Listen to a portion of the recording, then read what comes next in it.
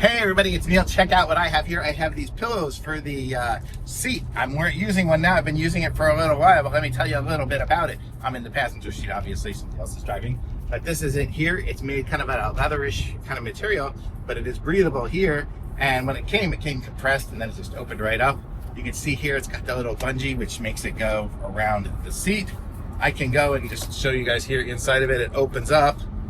Just zip it open and there is a pillow inside of it. So it's a foam pillow inside of it. So definitely nice and good. And it will keep its shape because it is a foam pillow, not just pieces and stuff like that. So definitely good on that way. And you can strap back around and you can just put this around your seat and it will give you your neck rest here. I guess you could put it even down low if you really wanted some lumbar support or something like that.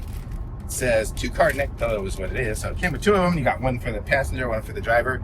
So as I'm driving or passengering or whatever like that, I can be nice and resting, and it's a nice padded pillow versus the hard back there, but it does, my back of my head is still hitting the top of the pillow, so, or the top of the seat, so safety isn't a concern on this one here. It's totally holding in place.